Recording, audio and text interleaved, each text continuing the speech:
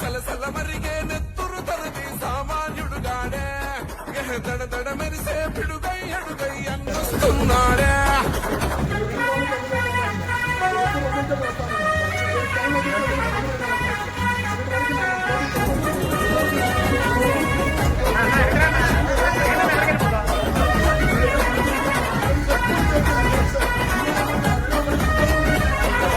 బరిలో దిగితే చీత